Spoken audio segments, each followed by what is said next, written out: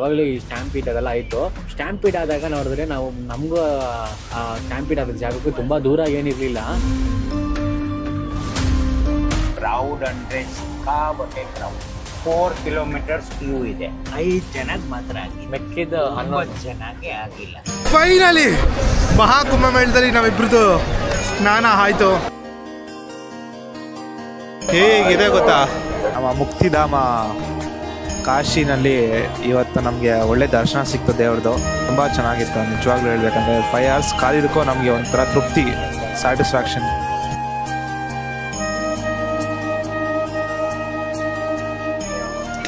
So guys, after visiting Maha Kumbh Mela and Kashi, ನಿಜವಾಗ್ಲೂ ಅಂದರೆ heavy crowd ಇತ್ತು.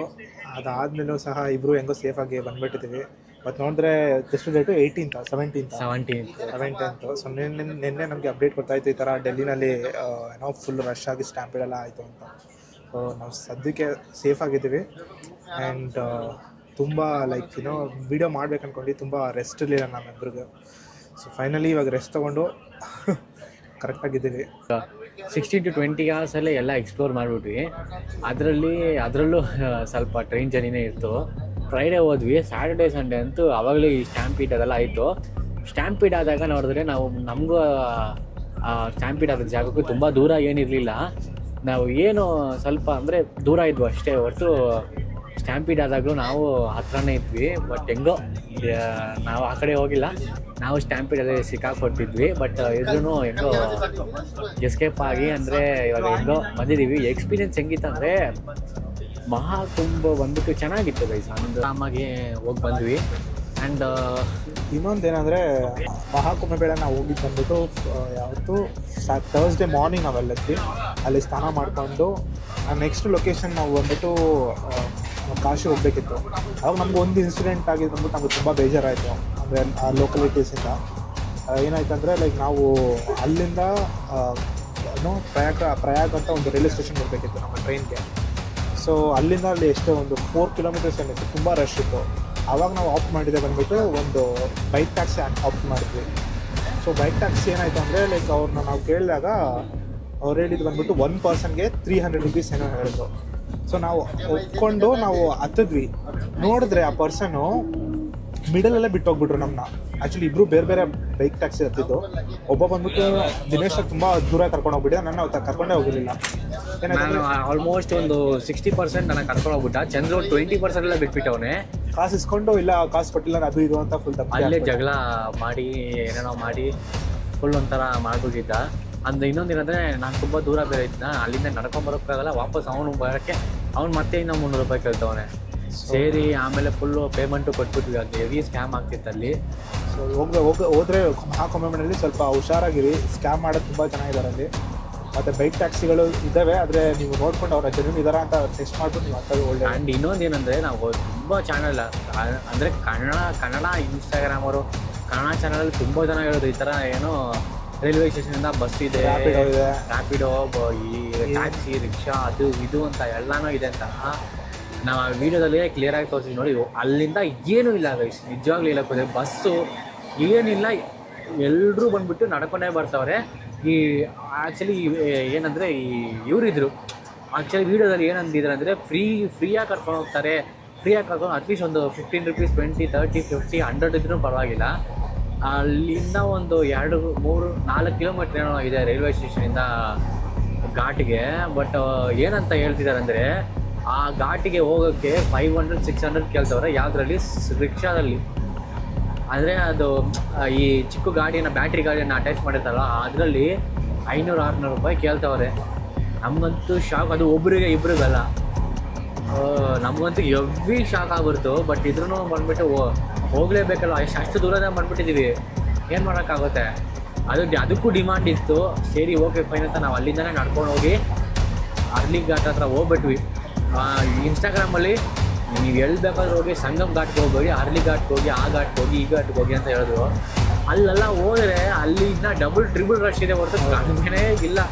ಅದಕ್ಕೆ ಆನ್ಲೈನ್ ಅಂತೂ ನೋಡ್ಬಿಟ್ಟು ಹೋಗ್ಬೇಡಿ. ನಮ್ಮದು ರಾ ಆ್ಯಂಡ್ ರಿಯಲ್ ಕಂಟೆಂಟ್ ಅಂತಾನೆ ನಾವು ಇದೆಲ್ಲ ಕ್ಲಿಯರಾಗಿ ಕ್ಲಾರಿಫೈ ಮಾಡ್ಕೊಂಡು ಹೇಳ್ತಿದ್ದೀವಿ. ನಮ್ಮ ಟ್ರೈನಲ್ಲಿನೇ ತುಂಬ ಜನ ಹೋಗಿದ್ದಾರೆ. ಸೊ ಅವರಿಂದನೂ ನಿಮಗೆ ಇನ್ಸೈಟ್ ಸಿಗುತ್ತೆ, ನಿಮ್ಗೊಂದು ಐಡಿಯಾ ಸಿಗುತ್ತೆ. ಯಾಕಂದರೆ ನಮಗೊಂದು ಎಕ್ಸ್ಪೀರಿಯೆನ್ಸ್ ಆಗಿರುತ್ತೆ, ಅದೇ ಥರ ಅವ್ರಿಗೊಂದು ಎಕ್ಸ್ಪೀರಿಯೆನ್ಸ್ ಆಗುತ್ತೆ. ನಾವಿಬ್ಬರೇ ಅವ್ರಂತ ನೋಡಿದ್ರೆ 16 ಜನ ಹೋಗಿದ್ದಾರೆ. ಅವ್ರ ಎಕ್ಸ್ಪೀರಿಯೆನ್ಸ್ ಹೆಂಗಿದೆ ಅಂತ ನಾವು ಕೇಳೋಣ ಬನ್ನಿ. ಕುಂಭಮೇಳ, ಕಾಶಿ ಮತ್ತು ಅಯೋಧ್ಯೆಗೂ ಹೋಗಿ ಬಂದಿದ್ದಾರೆ. ಸೊ ಅವ್ರ ಎಕ್ಸ್ಪೀರಿಯೆನ್ಸು ಕೇಳೋಣ. ಸರ್ ಹೇಳಿ ಸರ್. ಸರ್ ನಾವು ಆಲ್ರೆಡಿ ಆಯಿತಾ 9ನೇ ತಾರೀಕು ಬೆಂಗಳೂರು ಬಿಟ್ಟಿದ್ದೀವಿ. 9ನೇ ತಾರೀಕಿನಿಂದ ನಾಗ್ಪುರ್ಗೆ ರವಾನಾ ಆಗಿದ್ದೀವಿ. ನಾಗ್ಪುರಿಂದ ನಾವು TT ಟ್ರಾವೆಲರ್ ಟೆಂಪೋ ಮಾಡಿದ್ದೀವಿ.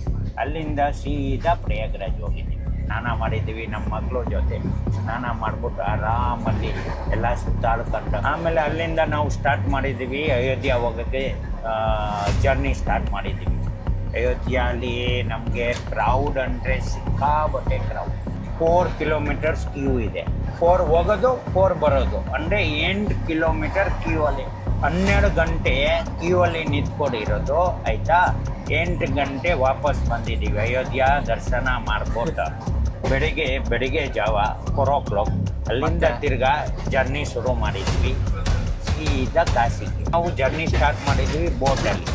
ಅದು ಎಲ್ಲ ನಮಗೆ ಘಾಟ್ ತೋರಿಸ್ತಾರೆ 1 by 1 ಆಯಿತಾ. ಹರಿಶ್ಚಂದ್ರ ಘಾಟ್, ಆಮೇಲೆ ಜೂನಾ ಅಖಾಡ ಆಯಿತಾ, ಆಮೇಲೆ ಮಣಿಕಂಠ ಘಾಟ್, ಕೆಲವರು ಒಂದು 10-15 ಘಾಟಿ ಹಿಂಗೇನೆ ಅಲ್ಲಿ ಒಂದು ಹೇಳ್ಕೊಂಡು ಹೋಗ್ತಾರೆ. ಬೋಟಲ್ಲಿ ಹೋಗಿದ್ವಿ. ಅದು ಎಲ್ಲ ಚಾರ್ಜ್ ಮಾಡಿದ್ರು. ಅದು ಬೋಟಲ್ಲಿ ನಿಮಗೆ ಪರ್ ಹೆಡ್ 150 rupees. ಪರವಾಗಿಲ್ಲ. 150 rupees. ಫಸ್ಟ್ ಅವ್ರು ಜಾಸ್ತಿ ಹೇಳ್ತಾ ಇತ್ತು, ಆಮೇಲೆ ನಾವು ಬಾರ್ಗಿಂಗ್ ಮಾಡುವಾಗ ಅವ್ರು 150 rupees ಹೇಳಿದ್ರು.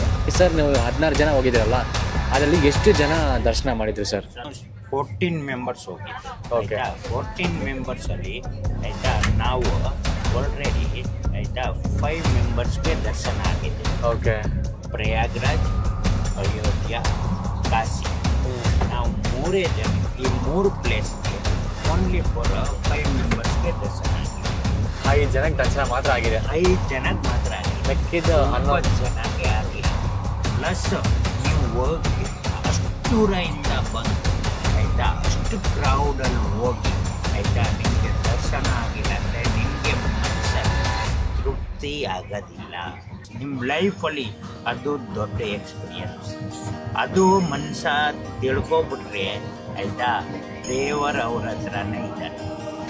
ಸೊ ಗೈಸ್, ನಾನು ಚಂದ್ರ ಹೋಗಿದ್ವಿ. ನಮ್ಗಿಬ್ರಿಗೂ ಆ ಲಕ್ಕಿತ್ತು, ಹೆಂಗೋ ನಾವು ದರ್ಶನ ಮಾಡಿದ್ವಿ. ಏನೋ ಒಂದು ಚಿಕ್ಕ ಬೇಜಾರು ಅಂದರೆ ನಾವು ಅಯೋಧ್ಯೆ ಹೋಗೋಕ್ಕಾಗಿಲ್ಲ.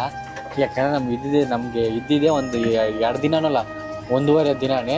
ಯಾಕಂದರೆ ಟ್ರೈನು ಜರ್ನಿ ಇವಾಗ ನೋಡಿ, ಬುಕ್ಕಿಂಗ್ ಮಾಡಿನೇ ಇಷ್ಟು ಕಷ್ಟಪಡ್ತಿದ್ವಿ. ನಾವು ಬುಕ್ಕಿಂಗ್ ಮಾಡದೆ ನಾವು ಟ್ರಾವೆಲ್ ಮಾಡಿದ್ದಿದ್ರೆ ತುಂಬ ಕಷ್ಟ ಆಗ್ತಿತ್ತು. ಅದಕ್ಕೆ ನಾವೇನು ಮಾಡಿದ್ವಿ, ಬುಕ್ಕಿಂಗ್ ಯಾವ ಡೇಟಲ್ಲಿ ಇತ್ತೋ ಅದ್ರ ತಕ್ಕಂತೆ ಪ್ಲ್ಯಾನ್ ಮಾಡ್ಕೊಂಡಿದ್ವಿ. ಬಟ್ ಅಯೋಧ್ಯೆ ಹೋಗೋಕ್ಕಾಗಿಲ್ಲ. ಡೋಂಟ್ ವರಿ, ಆದಷ್ಟು ಬೇಗ ಮತ್ತೆ ಹೋಗ್ತೀವಿ. ಯಾಕಂದರೆ ಇವಾಗ ನೆಕ್ಸ್ಟು ಜಮ್ಮು ಕಾಶ್ಮೀರ ಮತ್ತು ಇದು ಪ್ಲ್ಯಾನ್ ಮಾಡ್ತಿದ್ವಿ.